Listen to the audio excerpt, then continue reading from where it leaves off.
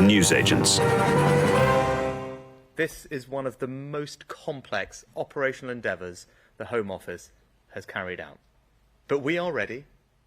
Plans are in place. And these flights will go come what may. No foreign court will stop us from getting flights off. Rwanda is ready too. Today we've been told that very little of that is true. They're not ready and plans are not in place. And even once the legal challenges are behind the Prime Minister, he's still got a mountain to climb to actually get those flights to Rwanda off the ground. And one of the things not mentioned by Rishi Sunak today was the fact that the latest figures show that the number of illegal crossings so far this year compared to last year is up 24%. We've known about the Rwanda scheme. It doesn't seem to be deterring anybody. And yet he has said that success is stopping the boats. Is he any closer to achieving that? Welcome to the newsagents. It's John. It's Emily. And what we heard from Rishi Sunak today was him throwing the kitchen sink, everything that government has got to get this Rwanda scheme off the ground. Forget any other problems that Britain might be having. The whole machinery of government is now focused on this. There are 150 judges, there are 25 courts, there's an airfield standing by, hundreds of people have been specially trained to get these people onto the planes to take off to fly to Rwanda. It is almost as though nothing else matters in this pre-election period, as though stopping the boats is the only thing that would save the Conservatives at the general election. Yeah, the Prime Minister has had a real battle on his hands, a fiercer battle than he anticipated on his hands with the House of Lords. And it is not just Labour in the House of Lords, although Labour has acted as a bloc against this Rwanda Bill without their amendments. It is also Conservative peers in the House of Lords who have kept on insisting that they do not want to simply qualify Rwanda as safe when they know that it has not passed those regulations. They do not want to throw Afghan, for example, interpreters or people who've worked with the British military under the bus when these people have been our allies in theatres of combat. Tonight will be that final test for the Lords. Rishi Sunak is sort of rather like a schoolmaster giving everyone detention, said they're basically not allowed out of there until this bill has been passed. So if you're curious, we'll see you about 3 o'clock tomorrow morning, we imagine. But even once those legal challenges are behind him, it is not plain sailing. Even after the legal stuff is, he hopes, sorted, we're going to be talking today about how difficult it will be to find an airline that will carry the flights, how difficult it will be to find detention spaces to put people whilst they're waiting for those flights to take off.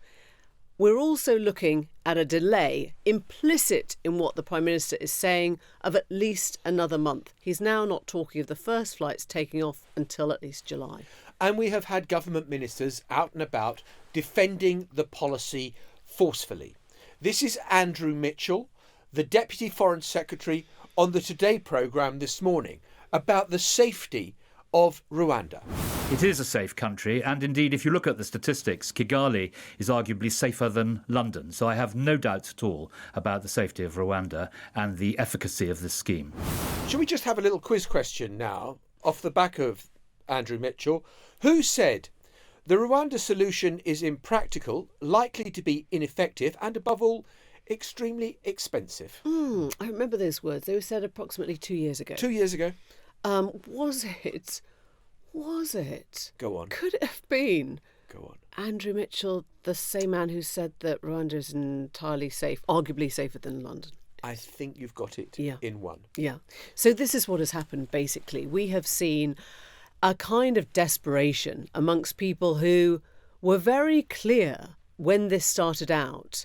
Even if you take the ethics of the case away, you're looking at the practicality, at the expense of the possibility of getting this scheme up and running. And all the people who actually would say this is not the way to go are now getting closer and closer to a general election and to a fairly desperate Prime Minister, and see that they have to just get this over the line, because otherwise he has nothing to show for it. But Rishi Sunak set the bar incredibly high for himself, because it's not about just deterring the small boats.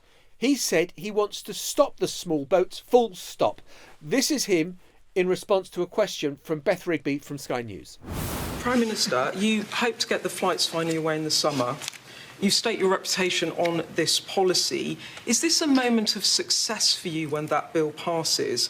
And do you have to remove thousands of asylum seekers before a general election to close the gap in the polls and regain voters' trust?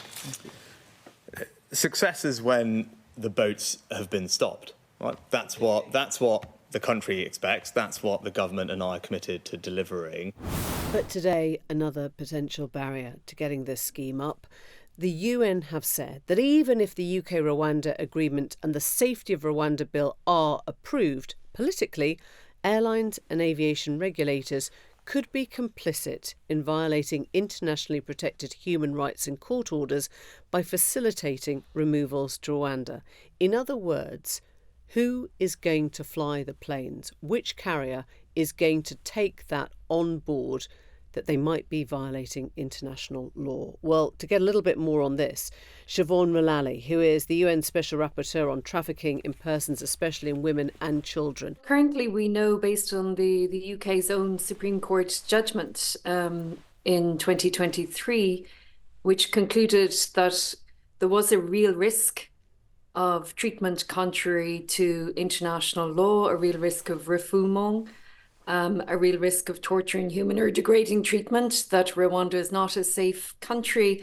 And so the process of forcibly returning or transferring an asylum seeker under this arrangement would be contrary to international law, according to the UK's own Supreme Court. Let me get this right. Are you just trying to put airlines off taking this on, or do you know that there are airlines who are actively now not going to consider this because they fear violating international law?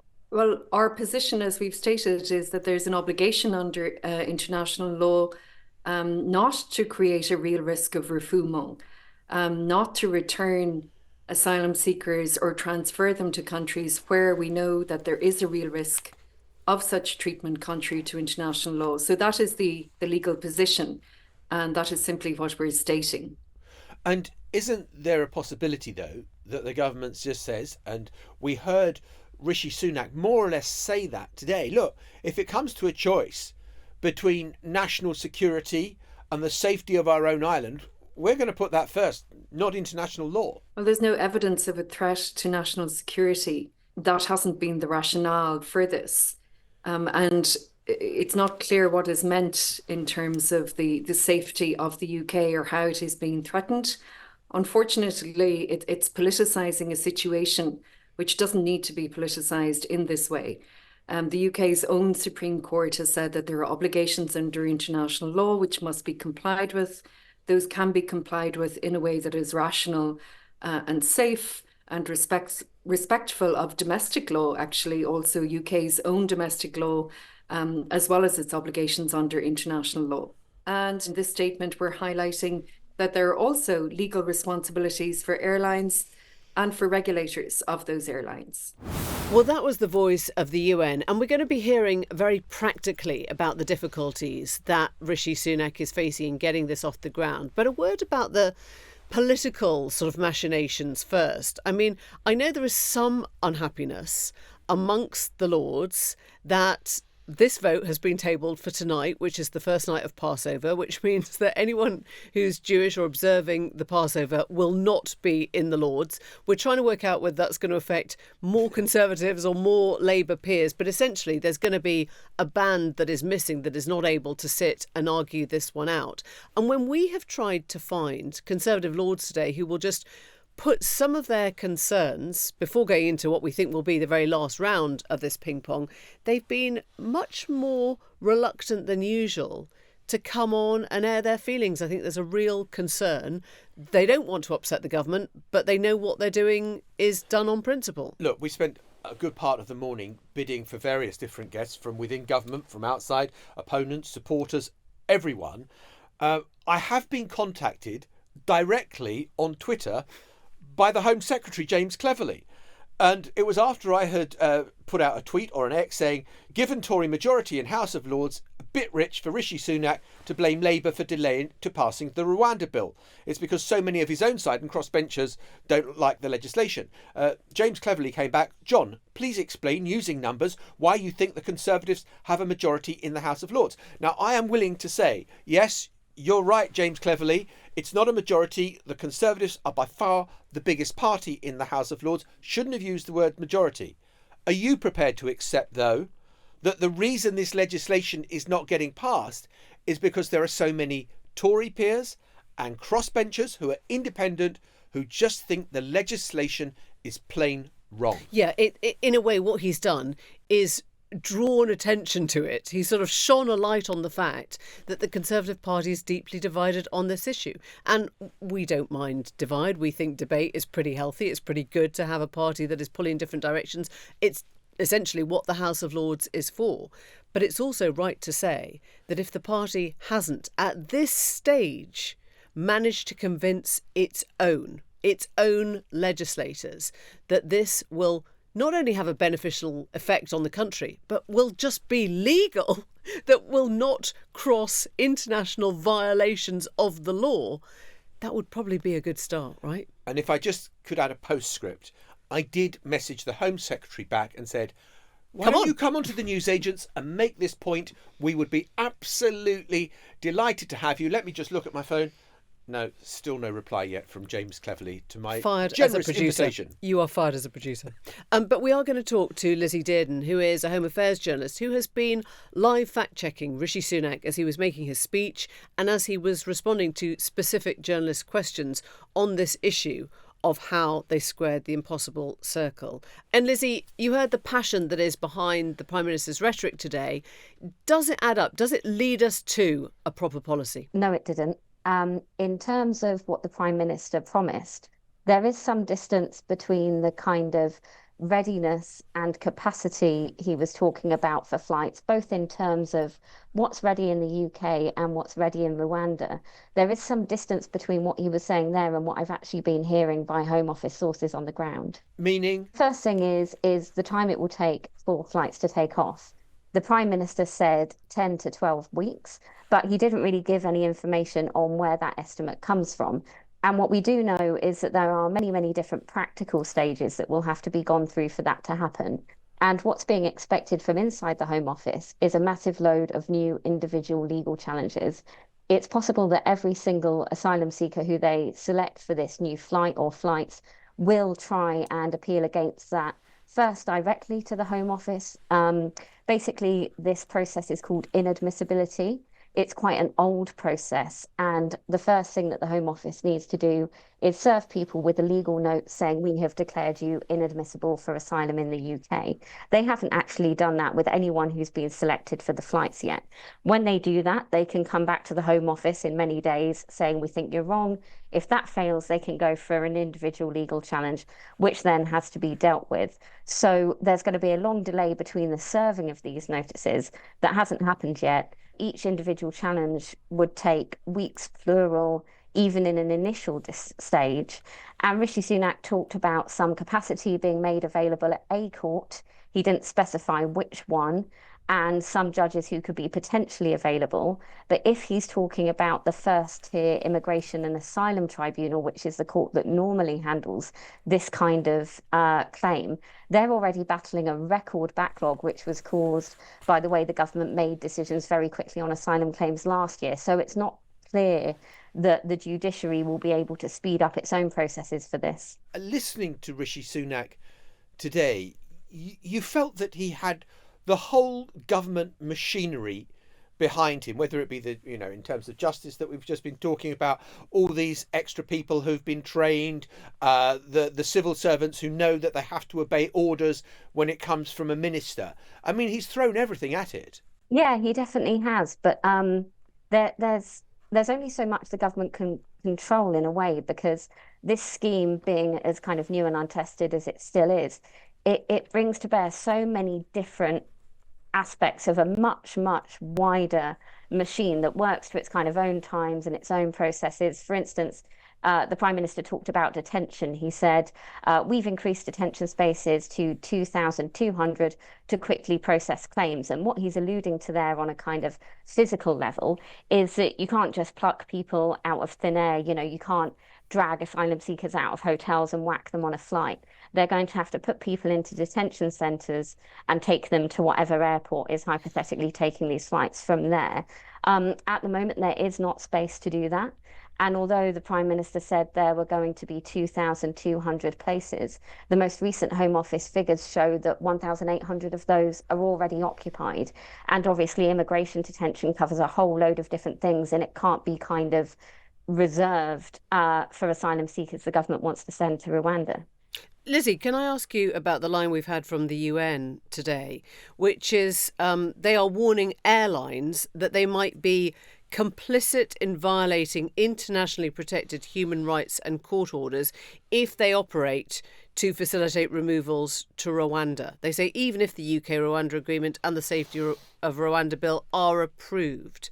I mean, do you see this as a legitimate area of conflict for airlines, for aviators, or is this kind of the UN just trying to push at whatever it can now? You know, international companies look at international law, and what the Safety of Rwanda Bill seeks to do is to curtail the UK courts in the way it can handle challenges from asylum seekers in the UK.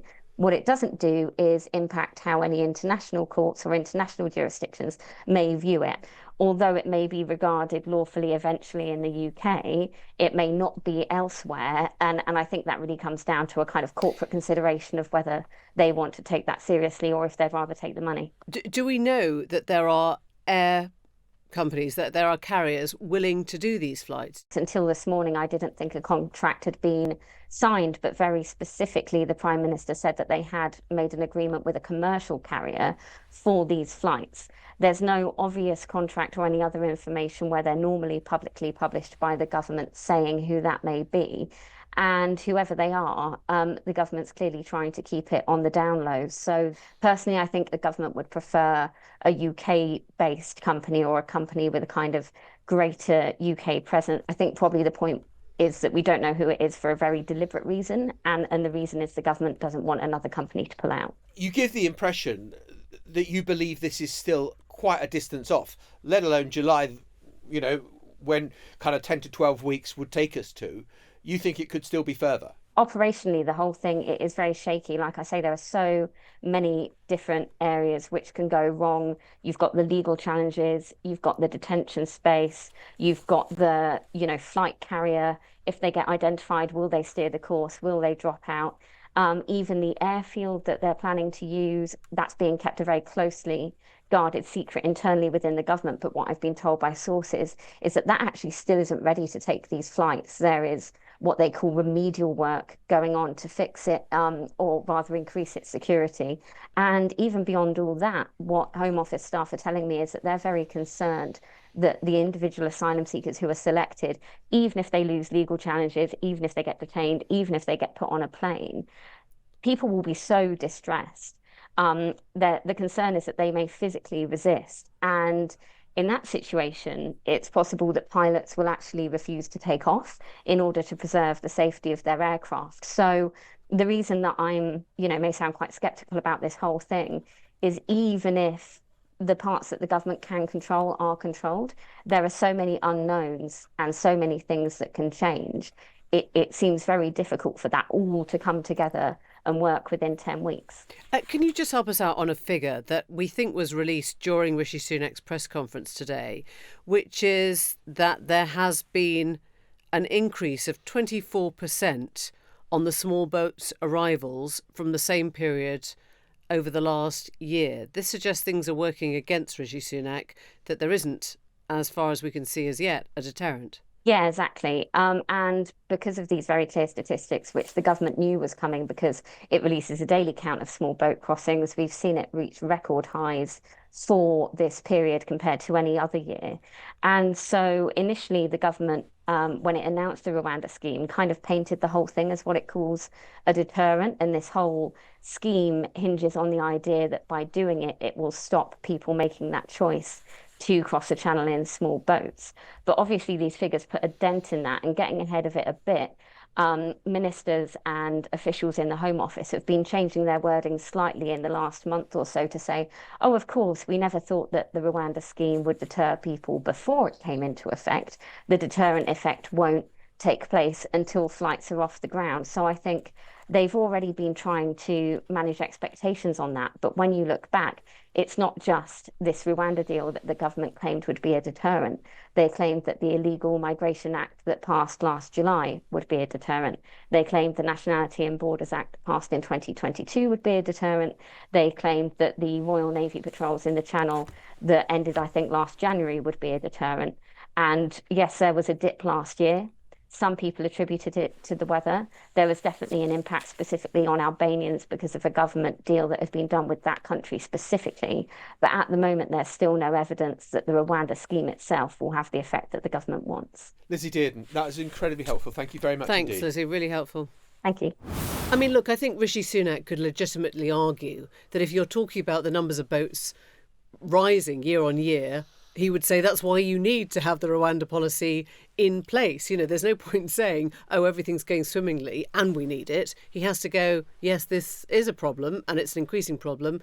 And so we need to get the policy in place. I think what is less clear and what Lizzie was saying is if you've talked about Rwanda enough times and it's still not acting as any kind of deterrent, is it really going to have that much of a deterrent impact sort of in 3 months' time? You know, he's running out of road electorally now. We're getting closer and closer. How many flights need to be off the ground before this is actually acting as a deterrent? The only thing I would add to that is that when you have got kind of the whole of government machinery saying, right, we are marching in one direction now, that is quite formidable.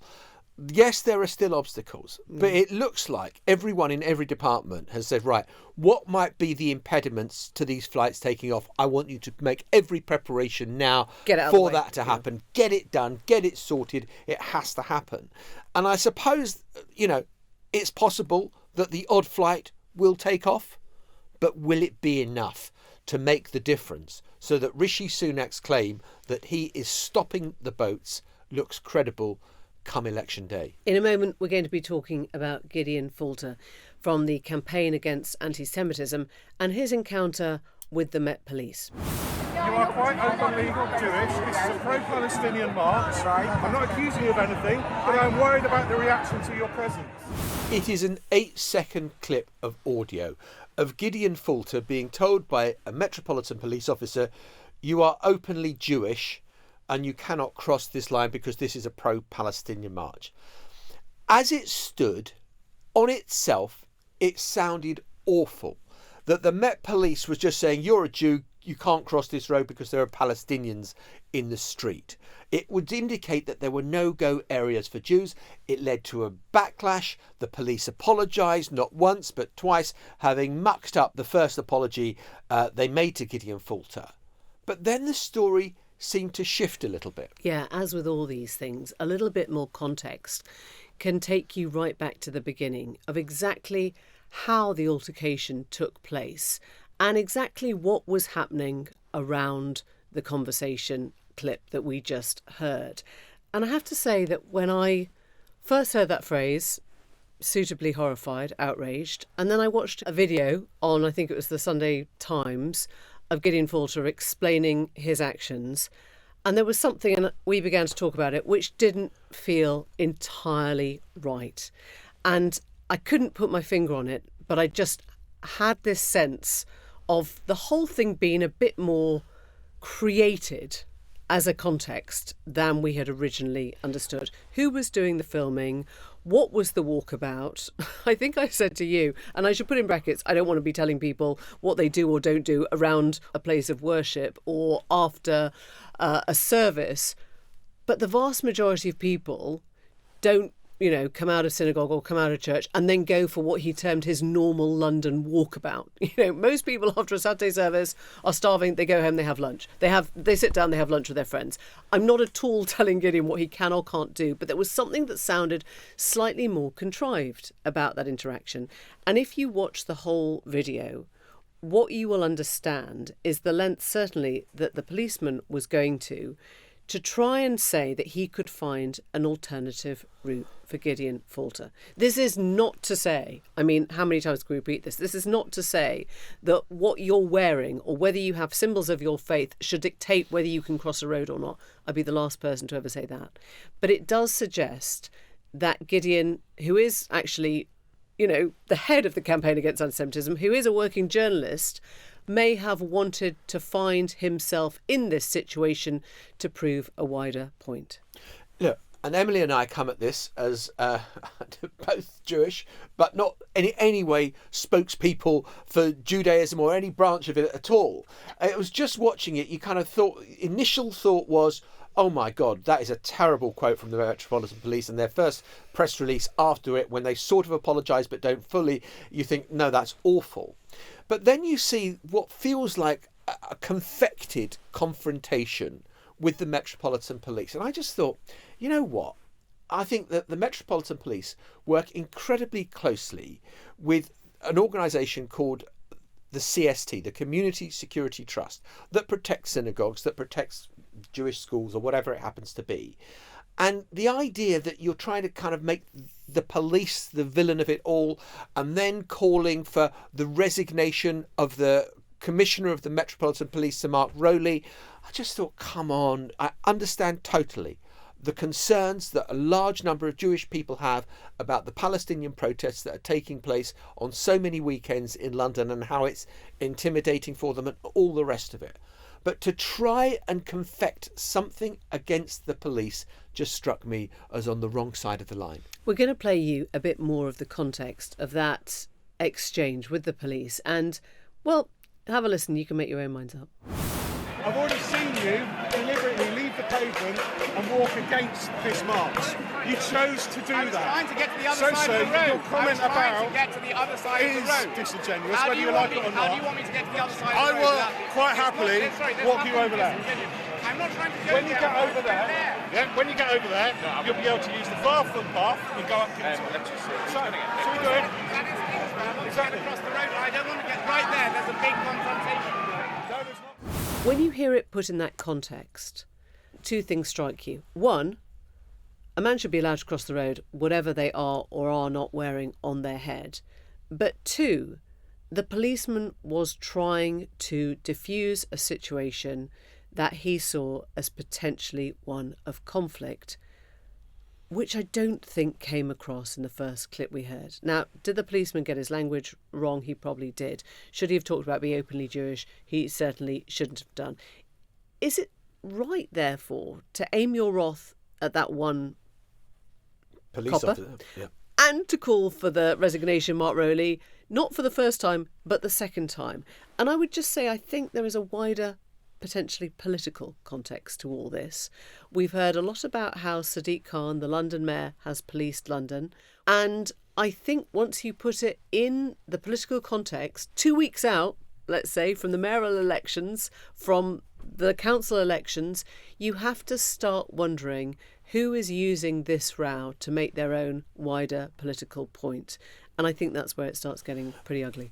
Now, this morning, the former Home Secretary was on the airwaves. Suella Braverman was trying to explain why she had taken the side of Gideon Falter so instantly and indeed reiterated his calls for the Met Police's head. Complaint, let me be clear, is not against those individual officers on the ground. Thousands of them are working day in, day out to police a really difficult situation on these marches. This is about the orders that they're being given. This is about the leadership. As I said, there's a crisis of confidence in the Met because this has been going on for 6 months. They failed to stop extremism, Islamism, anti-Semitism and hatred on our streets of Britain. These have become a weekly occurrence. And every time these marches happen, London becomes a no-go zone for Jewish people. Police resource, valuable police resources being diverted to police and manage these marches so that We can't get a police officer to turn up if there's a burglary. We can't get a police officer to turn up if there's a knife crime incident in London. This is not a sustainable situation. And I'm afraid we've had speeches, we've had reviews, we've had apologies, we've had apologies for the apologies. This is out of control now. And if the head of the Met Police is not willing or able to change approach and take heed of the warnings and the complaints, then I'm afraid he has to make way for someone else who can. And I think it's fair to say that the wider context of this is something that many people will have a certain sympathy with, that the policing of London streets became harder for Jewish people at the weekends. And I think that's not something you can ignore. I think the problem, the difficulty is that this one incident looked as if it was setting out to make a political point that would back up a position that was already held. It wasn't an organic, instant moment that had been miraculously captured on film. I think they went to be filmed. I don't want to be the person who just sits on the fence and says, on the one hand, on the other. The police have got an appallingly difficult job, I know it's what they're paid to do, of balancing two different freedoms. The freedom of a guy to walk across the road against the right to protest. The police have to uphold public safety. They do not want a breach of the police. They don't want ever to admit that there are no-go zones. But that is what this campaigner activist is saying in effect has happened by him not being able to cross a road. When you hear the whole exchange, you realise that the police actually went out of their way to try and find a solution to this that would not cause a breach of the peace. And I think that things are tense enough at the moment over Israel-Gaza without going to pick unnecessary fights. And I thought this one was on the wrong side of the line. Well, we're recording this at 2:30, and in the last 20 minutes, we should read you a statement from the BBC, which has come through about our former colleague, Huw Edwards. Huw Edwards has today resigned and left the BBC. After 40 years of service, Huw has explained that his decision was made on the basis of medical advice from his doctors. The BBC has accepted his resignation, which it believes will allow all parties to move forward. We don't believe it appropriate to comment further. So I think this will be a huge relief to the BBC that it's resolved. There was one sticky little problem that was coming up, which is the annual report, where they list the salaries of those stars who are earning above £150,000. And I think Huw, in the last annual report, was shown to be earning something like 450,000, and he had been suspended, so he was still being paid.